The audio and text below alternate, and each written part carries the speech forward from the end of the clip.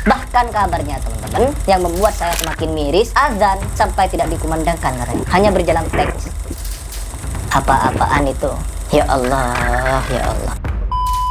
Pelajaran adzan iklam, ingatlah bahwa otak itu perlu diisi kawan. Perlu diisi, biar ndak satset haram.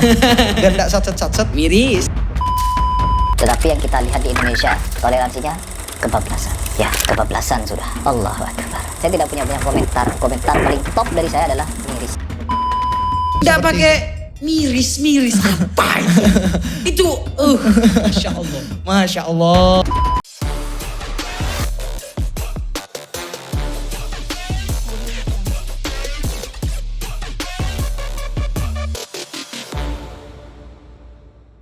Assalamualaikum warahmatullahi wabarakatuh. Waalaikumsalam warahmatullahi wabarakatuh. Sehat Bung? Sehat, alhamdulillah. Alhamdulillah, puji syukur pada Tuhan Yang Maha Esa. Alhamdulillah kita kemarin dapat juara ya Bung ya. Anak didik kita dapat juara. Sekalipun masih juara 4 ya. Juara kitab Fathul Qorib. Tingkat Sejawa Timur di Pondok Pesantren Nurul Qornain Jember. Sayangnya di sana ya Bung ya. Dibatasi umur bukan kelas ya. Akhirnya ada anak dari Polokagung itu Mahat Ali ya yang ikut ya. Bukan Mahat Ali sih, Wusto dia. Oh. Sudah tingkat Wusto.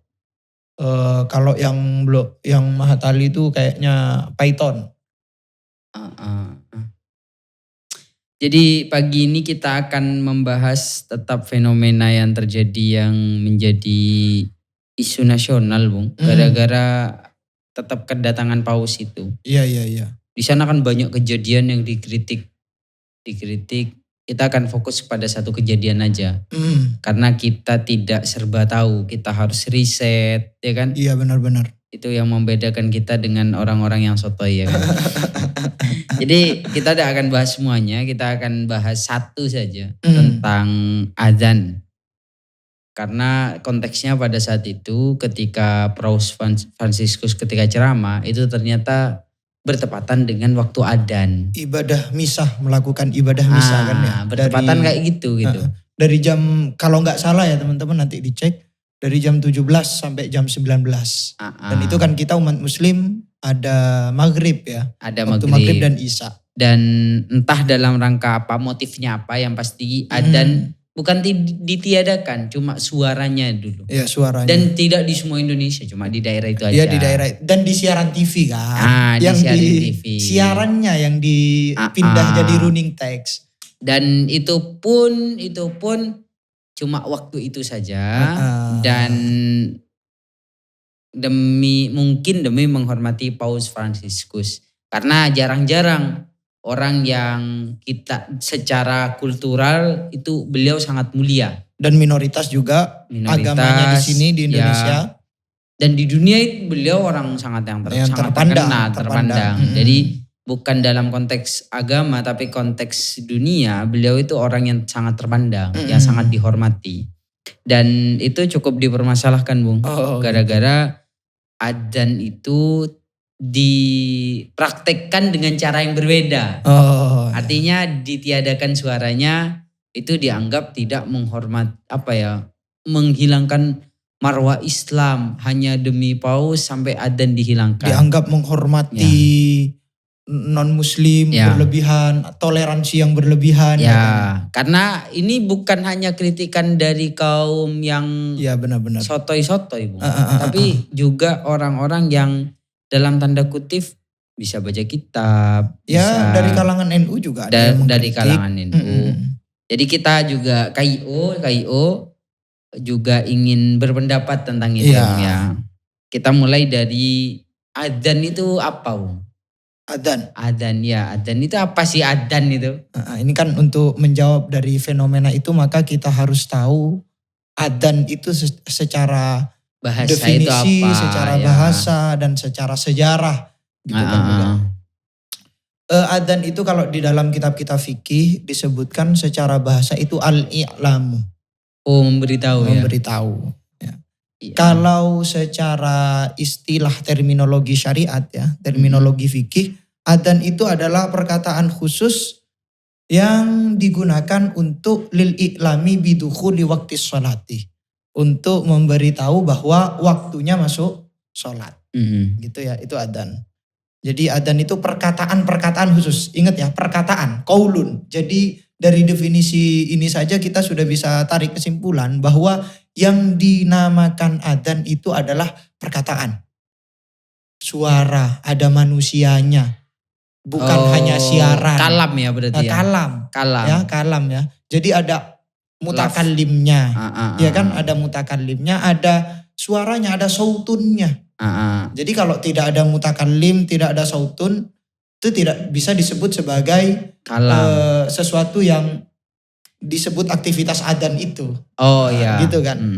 Sehingga saya enggak sepakat kalau adzan itu dikatakan misalnya disiarkan saja, ini bukan secara live ya. Misalnya sudah rekam adzan, kemudian itu diputar secara berulang-ulang. Maka itu keluar dari konteks iklam tadi ya? Iklam tadi. Nggak keluar dari konteks iklam. Tapi keluar terminologi. Keluar dari terminologi bagi saya. Karena itu tidak ada yang adzan. Tidak ada yang adzan, hanya mengulang saja.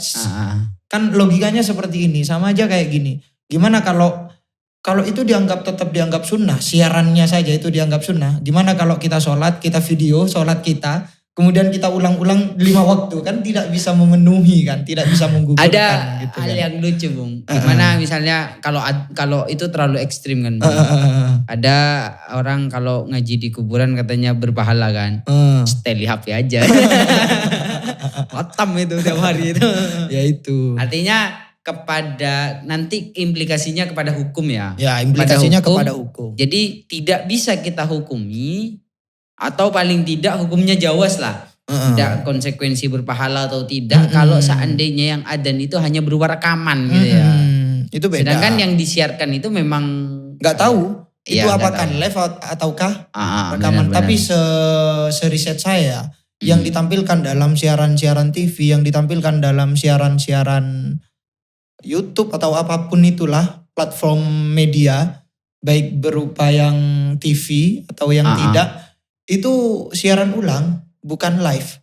Jadi berbeda dengan apa yang ada di realita. Misalnya di Banyuwangi lah, radio di Banyuwangi kita tahu suaranya itu saja kan. Iya. Sementara itu katanya rekaman dari masjid ini. Ketika dicek masjid ini, yang adzan itu bukan yang seperti yang di radio itu. Gitu kan. Jadi memang satu kali rekaman, habis itu diulang-ulang ya Bung ya. Sebenarnya dari sudut pandang ini saja sudah kita bisa membantah mereka yang mengatakan miris, yang mengatakan marwah Islam itu di mana. Karena yang mereka kritik itu kan siarannya, bukan adzannya secara realnya. Siarannya saja. Kalau siarannya kamu permasalahkan, ya seharusnya ditampilkan atau tidak ditampilkan itu tidak menjadi persoalan, tidak berefek kepada hukum apapun. Benar. Gitu. Ya gara-gara sotoy gitu. Itu yang pertama ya, itu yang pertama. Kemudian yang kedua, saya ingin mengajak teman-teman untuk melihat kembali lagi kepada sejarah, kepada fakta sejarah. Bahwa adzan ini sebenarnya dalam sejarahnya cek and rechecknya saya ini dalam fakta sejarah itu ada 2 riwayat tentang cerita adzan ini, sebagaimana yang disebutkan dalam kitab Fathul Mu'in ya, dalam kitab Fathul Mu'in dan hasyiahnya I'anatul Talibin itu ada dua riwayat, yang 2 riwayat ini tak harusnya jadi berbenturan. Kita pakai metode al-jam' wa taufiq dalam usul fikih kan begitu. Oke, saya mulai dari cerita yang pertama yang disebutkan oleh hadis di dalam kitab Sunanu Abi Daud ya, diriwayatkan oleh Abu Daud.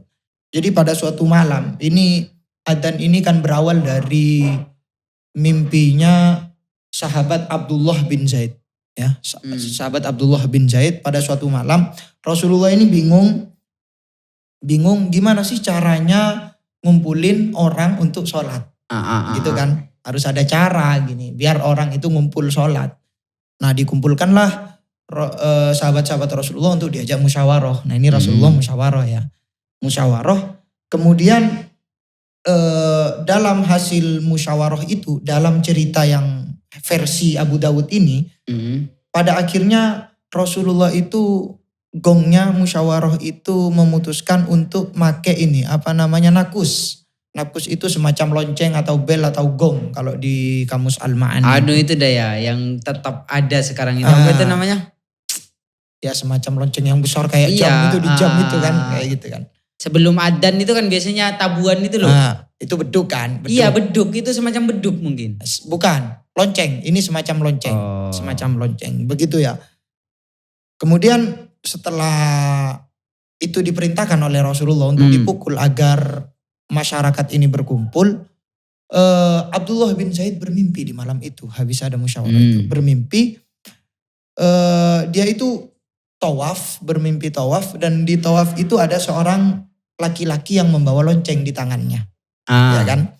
Kemudian si Abdullah bin Zaid ini karena ingat nih di dalam mimpinya tadi ini saya sudah musyawarah sama Rasulullah gitu kan. Dia bilang begini kepada si laki-laki itu, apakah kamu akan menjual lonceng itu? Mau saya beli begitu. Mau saya beli. Agar mau digunakan. Mau digunakan itu.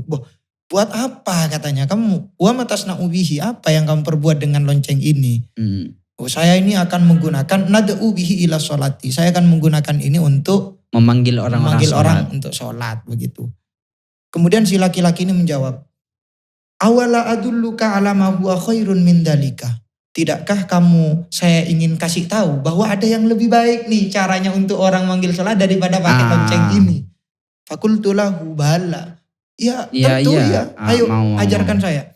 Kemudian dia berkata, ya faqala taqulu Allahu akbar ila akhirih. Ya kamu pakai lafaz ini nih, kamu berkata begini nih, Allahu akbar adzan itu ila akhirih. Sebagaimana yang sudah masyhur sekarang ya, adzan-adzan seperti itu ya. Kemudian dia agak mundur sedikit. Orang yang tadi di dalam mimpinya itu, si laki-laki itu agak mundur sedikit ketika tawaf itu.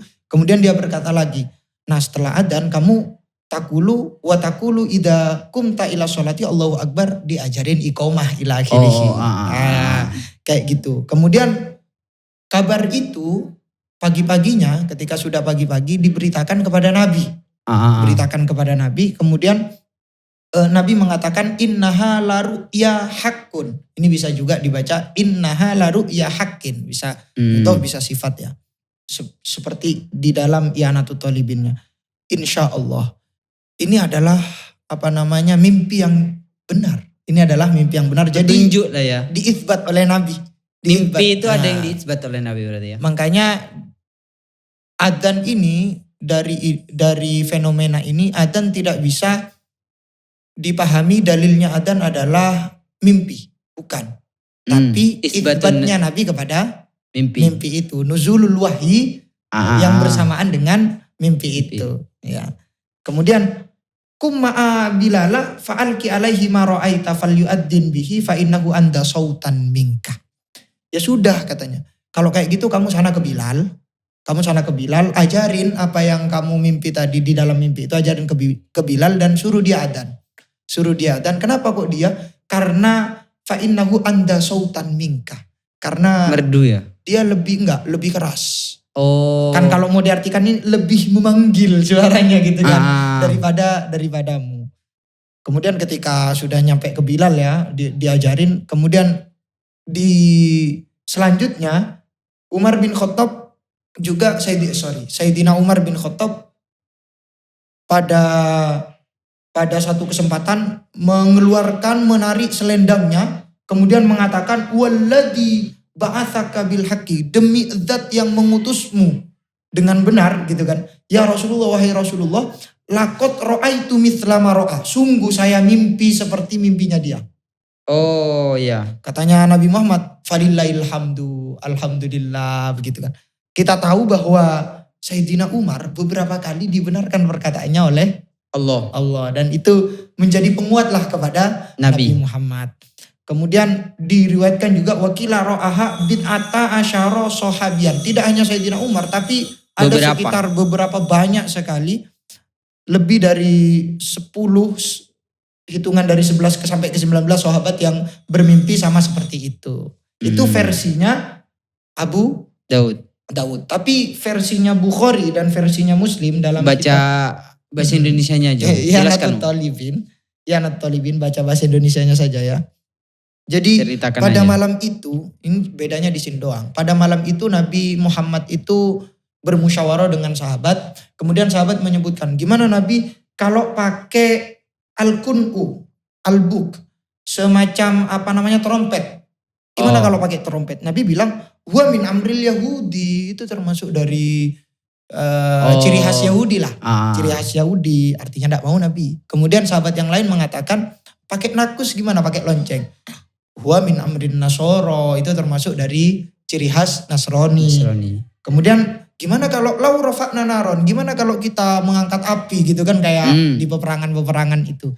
Majusi ya. Nah, faqala dzalika lil majusi itu milik majusi itu. Faqala Umar, kemudian berkata Sayyidina Umar, gimana Nabi kalau engkau itu mengutus satu laki-laki yang yunadi bis sholati, memanggil untuk sholat lah, ayo sholat begitu. Faqala, kemudian Nabi bersabda, ya Bilal, wahai Bilal, kum fanadi bis sholati.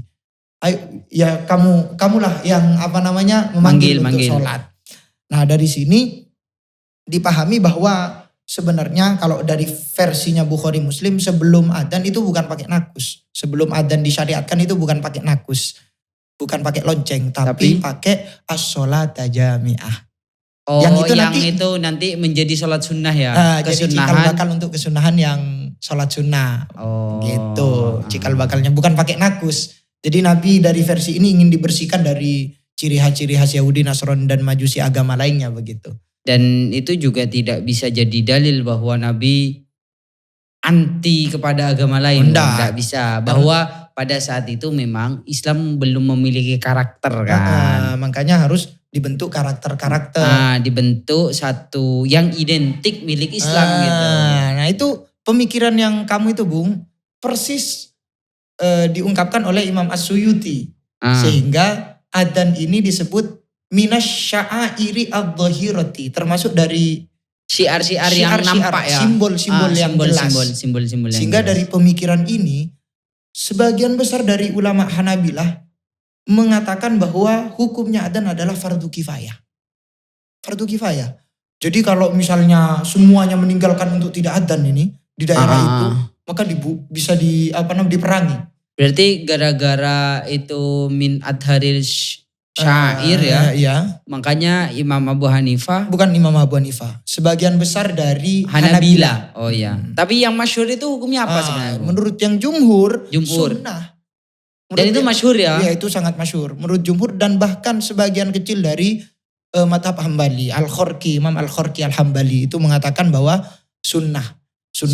Dan dirinci lagi, ini sunnatul aini atau sunnatul kifayah hukumnya. Nah itu masih diperselisihkan. Artinya hukum tentang adzan ini berkisar antara sunnah dengan fardu kifayah. Jumhur itu sunnah. Kenapa kok jumhur itu mengatakan sunnah? Karena ternyata Nabi ini terbukti pernah tidak adzan ketika mau sholat. Oh iya benar-benar. Nah, di hadis apa? Kalau di dalam kitab Al-Fiqhul Islam wa Adillah tuh Nabi ketika didatangi oleh Al-A'rabi. Orang-orang pedalaman ya. Ya. Orang-orang pedalaman A'rabi. Badui lah. Arab sama A'rab itu beda tipis. Ya. Sorry ya, ini enggak mau nganu ras ya, sorry. Diceritakan bahwa Nabi ngajarin kan, dia nanya, Nabi coba ajarin saya perbuatan-perbuatan yang baik, saya ingin belajar ini. Diajarin tentang wudhu, diajarin tentang sholat, ngadep kiblat dan semisalnya. Dan iqomah Nabi tak menyebutkan adzan di sana. Nah dari sana dipahami bahwa adzan ini sunnah. Kalau seandainya wajib pasti disebutkan. Gitu. Tapi enggak Bung, ada enggak yang pendapat ekstrim bahwa adzan itu wajib? Wajib? Iya. Kan itu fardu kifayah tadi itu kan wajib. Cuma enggak, maksudnya fardu ain. Enggak ada kan selama kita baca kitab belum pernah menemukan bahwa adzan itu fardu ain. Enggak ada. Karena dari channel sebelah nih Bung, rasa-rasanya itu menempatkan adzan sebagai kefarduan yang ain. Sampai-sampai dipermasalahkan gara-gara adzan ditiadakan, suara adzan ditiadakan. Padahal di masjid Sampai sebelah. Masya Allah, astagfirullah. Padahal masjid di sebelahnya pasti adzan itu. Bagiku berlebihan aja gitu. Iya benar-benar. Kita ketahui, entah mungkin tidak tahu ya hukumnya sunnah. Atau tidak tahu apa pengertian sunnah, Bu. Ya itu apalagi dia tidak menyebutkan dia ikut hukum yang mana gitu loh. Jadi kita kan bebas nilai. Atau tidak tahu. Ya itu repot kalau nggak tahu lagi Ya. pas ngomong miris itu kan repot lagi Ya, nggak tahu miris kepada sekali. hukumnya. Miris sekali. Itu yang lebay malah. Makanya itu Bung, bahayanya ketika bagiku agama itu tidak diukur dengan ukuran agama. Ya, Tapi diukur dengan ukurannya sendiri. ya itu repot. Padahal kadang apa yang menurut agama biasa aja, menurut kita sangat Didewakan. wah, didewakan. Padahal menurut agama biasa aja gitu. Misalnya seperti sunnah tadi. Kesunahan adzan, kita harusnya kalau udah ada adzan, kita ya pakai dalil agama. Apa hukumnya adzan? Sunnah misalnya. Apa itu sunnah? Kalau dilakukan berpahala, kalau tidak dilakukan ya tidak apa-apa gitu. Benar-benar. Harusnya pakai Pola patokan pikir- itu pola gitu. pikir yang Nggak seperti pakai miris-miris apa itu? Itu Masya Allah. Masya Allah. Ditit lagi deh. Enggak, itu yang berlebihan bagi Ya berlebihan, sangat berlebihan. Pokoknya kawan, agama itu tidak boleh dinilai dengan perasaanmu. Iya. Karena perasaanmu boleh salah gitu loh. Iya. Agama itu Bahaya. harus kembali ke Al-Quran dan hadis. Iya. Dan itu dari Dan Al-Quran dan hadis itu benar-benar yang Al-Quran, bukan kamu gitu. iya, itu beda itu. Kalau Al-Quran dan hadis menurut orang itu hanya Nabi Muhammad yang boleh. Iya. Karena iya. itu Al-Quran yang berjalan. Jangan jadi Nabi Muhammad gitu. Kamu kalau senyamanmu menafsiri ini, sama aja kan Nabi Muhammad kan. Kan bahaya itu. Bahaya menempatkan sekali. dirinya seperti Nabi Muhammad kan. Nah itu Bung. Terus saya sebenarnya ingin ini Bung. Kalau kita mau pakai yang sunnah ini kan selesai. Menjawab, membantah Iya. mereka kan selesai kan. Selesai. Pras lah. Ya pras gitu kan. Selesai kan. Dari tadi kita tidak menyebutkan itu. Selesai. Tapi saya sebenarnya ingin mengajak penonton kita. Yang menurut kita ini penonton kita ini sangat cerdas-cerdas. Ya kan. Untuk berpikir lagi tentang eksistensi adzan ini sebenarnya. Apakah adzan ini dinilai sebagai sesuatu yang ibadah saja? Di Karena dalamnya tadi itu, ada pernyataan min adhari syair. apakah adzan itu ada nuansa muamalahnya, ada nuansa sosialnya, tidak hanya ibadah saja. Kayak sholat kan murni jelas itu membentuk diri seseorang untuk menjadi orang yang soleh secara individual. Oh, Iya kan? iya, Tapi benar. kalau adzan ini apakah hanya ibadah yang individual ataukah ada sosialnya juga?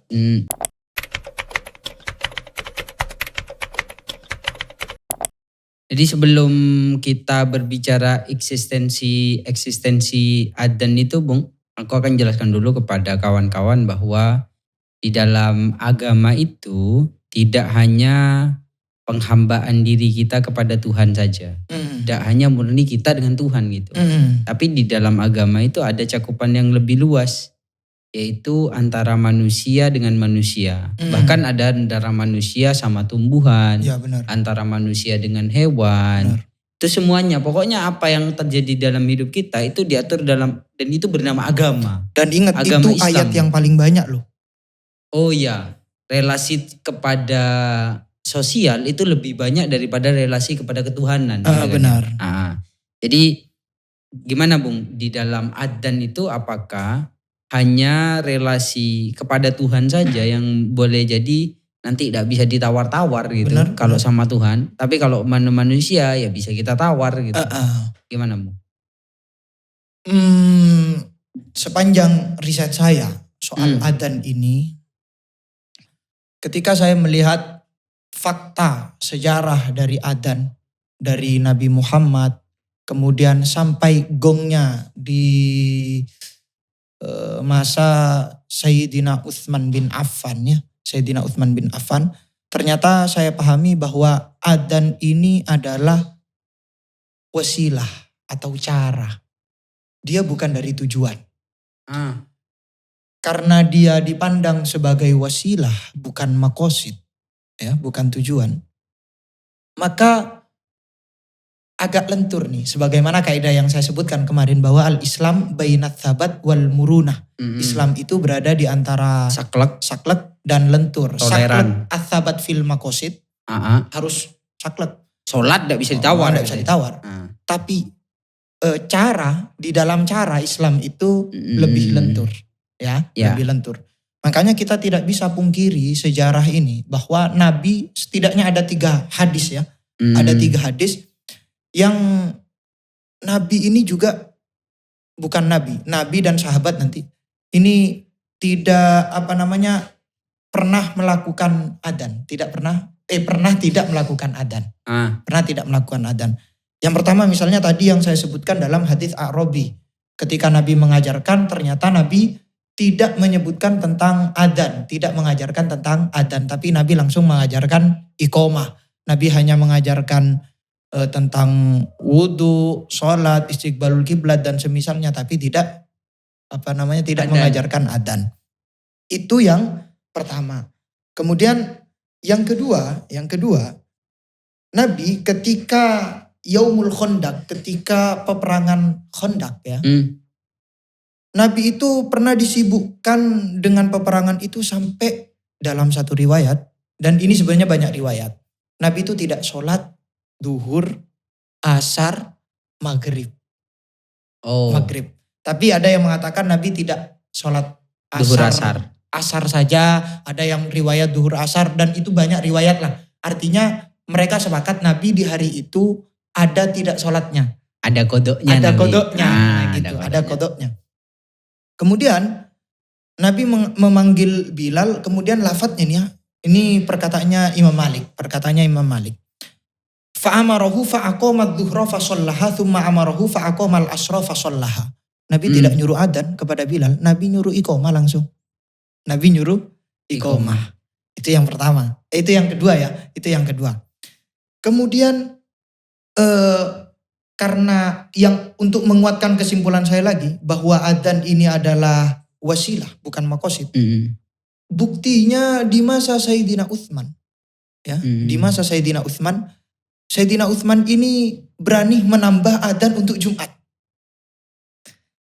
Iya yang kan? Sebagaimana kita lakukan sekarang ini. Sekarang ini. Ketika adzannya itu ketika khotib naik duduk dulu, adzan lagi gitu ya. Gitu kan, adzan lagi kan. Jadi adzan 2 kali. Dan itu di dalam kitab Fathul Mu'in disebutkan itu ma'ahdatsahu Utsman bin Affan, itu sesuatu yang baru, yang bid'ah. Yang baru dilakukan oleh Sayyidina. Itu gimana itu? Itu jawab. Kamu menolak bid'ah ini gimana caranya nih? Itu dilakukan oleh Sayyidina Utsman. Kenapa? Bukan tidak ada alasan beliau melakukan itu, ada alasannya. Kenapa? Karena umat Islam sudah banyak pada waktu itu, dan untuk mengumpulkan umat Islam tidak cukup 1 kali. Jadi Sayyidina Utsman ini adzan 1 kali kok tidak kumpul-kumpul orang ini. Bukan, lebih mungkin gara-gara daerahnya luas, Bung. Daerahnya luas, frekuensi adzan masih mungkin ada bising-bising, akhirnya tidak sampai gitu. Atau sibuk-sibuk, makanya perlu adzan 2 kali. Bahkan di dalam riwayatnya itu disebutkan bahwa tawaqqafa hudurhum alaihi. Jadi hadirnya masyarakat umat Islam di masa itu menunggu adzan yang kedua. Tidak mau datang yang pertama, itu adzan yang kedua. Artinya ada hajat kan. Sehingga ulama mengatakan al-hajatu tanzilu manzilatat darurati. Diposisikan sebagai daruri. Sehingga disunnahkan juga. Dan itu menjadi bid'ah yang kita lakukan sampai sekarang. Bid'ah hasanah itu.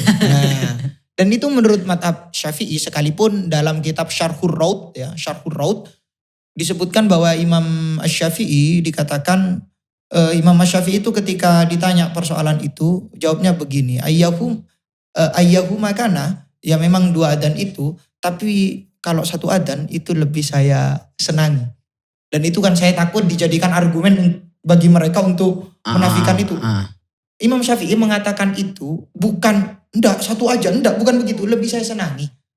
Pilihannya Imam Syafi'i.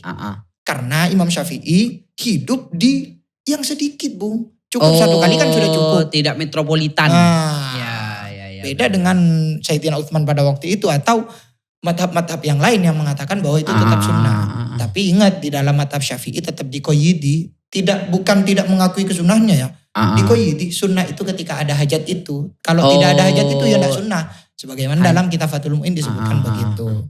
Fastihbabuhu muqayyadun, gimana bahasanya?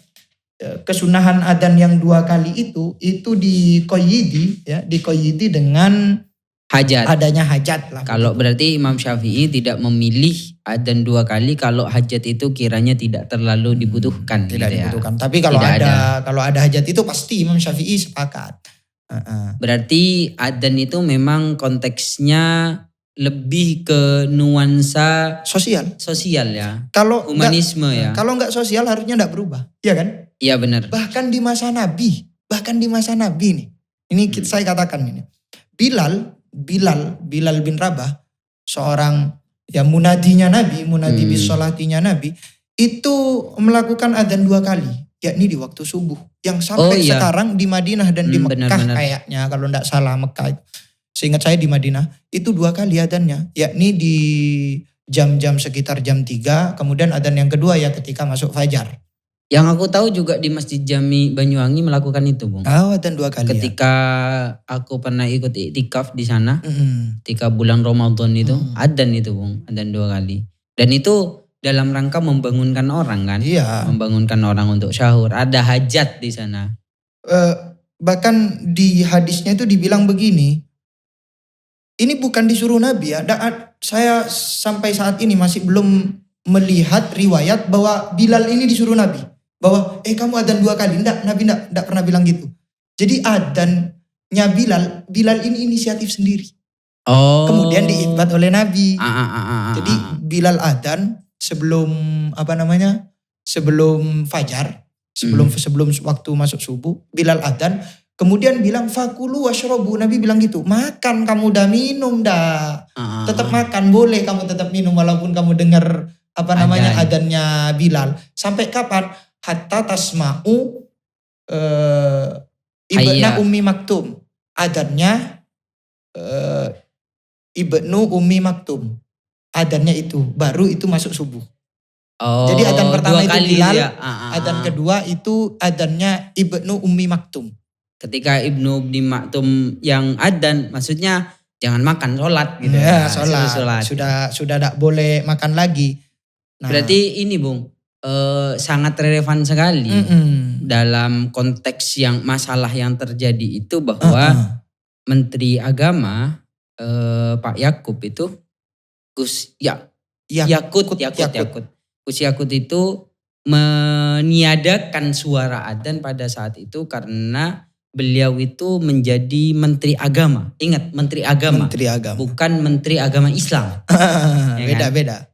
Yang mana agama itu sendiri itu di dalam beberapa literatur itu didefinisikan sebagai, di dalam bahasa Sanskerta itu didefinisikan sebagai A itu tidak, agama itu kacau. Jadi agama itu tidak kacau.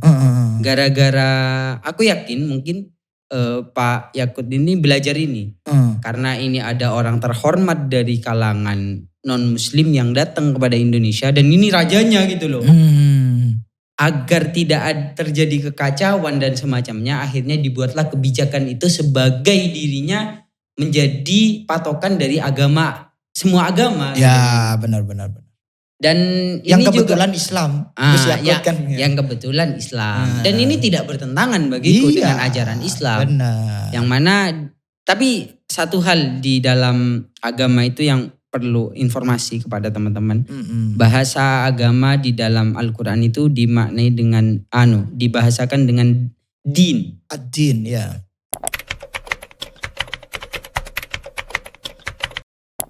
Dal, ya, dan nun. Iya. Yang kalau itu tidak diharkati itu bisa juga dibaca dain. Jadi kalau dain itu hutang, kalau din itu agama. Beda-beda tipis ya. Beda-beda tipis. Iya. Itulah kerennya Al-Quran. Dan itu mirip Bung. Miripnya di dalam arti bahwa kalau hutang itu antara orang yang menghutangkan dan orang yang berhutang, itu relasinya timpang. Relasi kekuasaan yang dikuasai. Orang yang memberikan hutang akan dikuasai oleh yang memberikan hutang, jadi menguasai kepada orang yang punya hutang. Punya utang. Dalam agama juga gitu. Ad-din itu relasi hamba dengan Tuhannya. Yakni Tuhannya itu menguasai kepada, bisa mengatur hambanya. Gitu. Kamu harus kayak gini, kamu harus kayak gini. Patuh hambanya lah ya. Jadi seakan di dalam agama kita punya hutang kepada Tuhan. Adalah nuansa kewajiban di sana. Yang mana kewajiban itu harus kita lakukan gitu. Itu sama dengan hutang kita kepada Tuhan. Dan itu kerennya agama kita, Bung. Kerennya Al-Quran, bahasa-bahasa Al-Quran, di dalam ilmu Al-Quran itu dijelaskan bahwa orang yang mengerti retorika bahasa Arab itu sangat kagum dengan gramatikal Arab. Iya. Kalau kita kan biasa aja ya, bahkan baca terjemahan biasa aja gitu, karena kita tidak punya dauf, tidak punya sekeren apa sih Al-Quran dengan bahasa lain, tidak punya rasa. Padahal di dalam ilmu Al-Quran katanya kalau orang yang mengerti retorika Arab, Quran itu punya jiwa. Makanya kan sampai mengatakan untuk mengambil sikap pada musik gitu kan. Frekuensi Al-Quran dengan frekuensi musik itu beda, tidak akan pernah ketemu katanya beliau begitu. Makanya agama ini bedanya agama dengan din itu, agama itu relasi kita dengan Tuhan, perintah Tuhan bukan hanya membayar hutang, tapi bagaimana kehidupan ini menjadi teratur. Sebagaimana definisi agama yang saya tadi sebutkan bahwa tidak kacau. Jadi sangat bagus sekali bagiku keputusan Kementerian Agama untuk dalam tanda kutip ya, menghormati datangnya orang paling mulia menurut umat Kristen ke Indonesia dan tidak dipotong gitu. Hanya untuk itu gitu, satu kali aja gitu. Dan juga begini, ingat datangnya paus itu ke Indonesia bukan atas nama pemuka agama. Bukan hanya atas nama pemuka agama. Melainkan datangnya paus ke Indonesia yang banyak sekali saya baca persoalan ini seperti Habib Ja'far, kemudian ya pemuka-pemuka agama yang humanis. Beliau menjelaskan bahwa datangnya paus ke Indonesia ini bukan hanya atas nama pemuka agama, melainkan atas nama humanisme. Oh, kemanusiaan. Kemanusiaan. Karena yang disampaikan oleh paus tidak ada kayaknya syarat-syarat agama di sana, tidak ada. Yang ada itu persatuan, toleransi, pluralisme, isu lingkungan. Benar, yang menjadi yang bagiku sangat menyayat hati itu adalah ini, ketika paus mengatakan bahwa ayo kita ini di dunia ini sedang mengalami krisis. Bagaimana kita umat beragama, baik agama apapun, bagaimana kita bersama-sama untuk menanggulangi krisis ini. Jangan sampai malah menambah krisis gitu. Benar. Dengan cara miris-miris. Ya itu dengan cara astagfirullah, dengan cara Allahu Akbar. Ya Allah. Nah, makanya kembali lagi ke persoalan adzan ya Bung ya. Makanya adzan ini saya bilang sebagaimana yang tadi lebih cenderung ke dimensi sosialnya. Tak boleh, kita tidak boleh menghilangkan dimensi ibadahnya karena di dalam adzan memang ada dimensi ibadah. Iya kan? Karena memang ada dimensi ibadah, tapi jangan lupa bahwa itu juga ada dimensi sosialnya. Makanya sampai ulama itu dalam kitab I'anatul Thalibin mendiskusikan ikhtilaf, berselisih pendapat persoalan al-maksudu minal adzan. Apa tujuan dari adzan ini? Karena ulama-ulama yang bisa dikatakan dalam tanda kutip versi kita gitu, itu selalu berpedoman pada kaidah fikih al-hukmu, kaidah usul fikih ini sebenarnya juga ya. Al-hukmu yaduru ma'a illatihi. Hukum itu selalu berputar bersama ilatnya. Kalau ada ilatnya maka hukum ada, kalau ilatnya tidak ada maka hukum tidak ada. Nah, tujuan di dalam atau alasan tujuan bisa dikatakan ilat, bisa dikatakan hikmah, ini terserah lah. Ini juga menjadi perdebatan ulama. Tujuan dalam adzan itu apakah lil i'lami bidukhuli waqti sholati ataukah lil i'lami bis sholati? Beda itu. Apakah untuk memberitahu tentang waktu masuknya sholat atau memberitahu untuk sholat. Nah, dari ala kulli hal kita tidak usah bahas 4 madhab saja. Imam Asy-Syafi'i saja. Imam Asy-Syafi'i ini punya 2 qaul tentang ini. Keren kan? Saking kerennya Imam Asy-Syafi'i kan. Di satu sisi Imam Syafi'i berpendapat pada satu kesempatan bahwa adzan itu fungsinya untuk memberitahu tentang waktu masuknya sholat. Tapi di waktu yang lain Imam Syafi'i berpendapat adzan itu berfungsi untuk memberitahu orang untuk sholat. Nah, sehingga dari akar dasar konsep ini Imam Asy-Syafi'i menurut qaul yang rajih berpendapat bahwa orang yang punya tanggungan qadha sholat itu tetap disunahkan adzan. Oh, karena dalam qaulnya Imam Syafi'i itu mengatakan bahwa i'lam bis sholah. Bukan i'lam bidukhuli waqti sholah. Tapi di pendapat yang lain beda. Marjuh, pendapat yang marjuh enggak ada begitu. I'lam bidukhuli waqti sholah. Dan itu juga menjadi diskusi yang panjang juga di dalam 4 madhab. Begitu ya.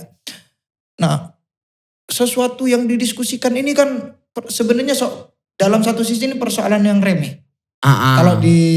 Kalau dipandang dari satu sisi. Tapi dipandang dari adat ulama, thariqah ulama. Ulama ini sangat penting sekali mendiskusikan hal-hal yang demikian. Karena agar tidak diselewengkan. Karena bagi saya, kacamata saya, ulama ingin menunjukkan bahwa adzan ini memang termasuk dari dimensi sosial. Saking diperdebatkannya apakah sosialnya ini tentang sholatnya atau tentang waktu sholatnya gitu. Kalau aku mandangnya lebih daripada itu, bahwa itu ada pandangan kayak itu. Tapi aku lebih kepada bahwa ulama itu adalah ingin mengajarkan kepada kita untuk berpikir kritis. Itu yang paling penting. Iya benar-benar. Aku ingat satu perkataan bahwa kayak gini. Kalau adzan itu kamu perlu diingatkan, adanya adzan untuk mengingatkan kamu sholat. Ada perkataan yang mirip-mirip dengan itu, Bung. Kalau perut lapar, kamu akan diingatkan oleh perutmu. Oh iya. Tapi kalau otakmu kosong, kamu tidak akan pernah diingatkan. Itu penting, Bung. Iya penting. Bagiku penting bahwa pelajaran adzan, i'lam, ingatlah bahwa otak itu perlu diisi kawan. Perlu diisi biar enggak satset haram. Biar enggak satset miris. Gitu. Dan apa yang bisa mengingatkan kita kepada bahwa otak kita kosong? Salah satunya menonton channel KI. Iya. Ini salah satu iklan kepada kita, kepada aku bahkan gara-gara channel ini aku jadi belajar, buka buku lagi, buka kitab lagi gitu. Dan aku berharap kepada penonton-penonton kita, kritisi kita. Atau ngasih masukan misalnya, Bang kurang teori ini yang dimasukkan, itu kan keren. Yang dikritik malah rokoknya. Itu bukan mengkritik ya, gak apa-apa kita, sih. Bung. Kita ini kan sebenarnya visual kan. Jadi orang bisa bebas nilai kepada video ini. Dan itu bukan mengkritik. Aku tidak menganggap orang itu mengkritik, menghujat aja. Oh iya benar. Ada lagi Bung yang ingin kamu sampaikan, Bung? Sudah, mungkin itu ini pesan saya sih kepada orang-orang yang seperti Pras dan semisalnya. Pesan saya bahwa agama itu tak sesat yang kamu fatwakan, ujuk-ujuk haram, ujuk-ujuk miris, ujuk-ujuk kasihan, ujuk-ujuk marwah Islam. Enggak begitu. Itu bukan thariqah ulama. Dan thariqah ulama itu saling mengasihi. Ini kalau mau dilihat dari sudut pandang adzan saja ya. Kalau saya mau kejar dari sudut pandang toleransi, saya pastikan kalah. Karena dia bilangnya kan ini toleransi yang berlebihan. Dia enggak menyebutkan konsep toleransi lagi. Kita nanti mungkin bahas tentang apa itu toleransi. Benar. Ini argumen ini sudah sangat bagus sih, Bung. Tapi nanti kamu mungkin bisa nyari-nyari ya apa toleransi dalam agama, kita akan bahas itu ya. Biar enggak salah itu loh. Malah yang berlebihan toleransi yang berpikir begitu itu. Untuk menutup channel ini aku akan mengatakan perkataanku lagi bahwa ingatlah bahwa kalau perut kalian lapar kalian akan diingatkan dengan rasa lapar. Tapi kalau otak kalian lapar tidak akan ada yang mengingatkan. Tidak ada yang mengingatkan. Kurang lebihnya mohon maaf. Akhirul kalam. Assalamualaikum warahmatullahi wabarakatuh. Jawab. Udah 7 video enggak dijawab.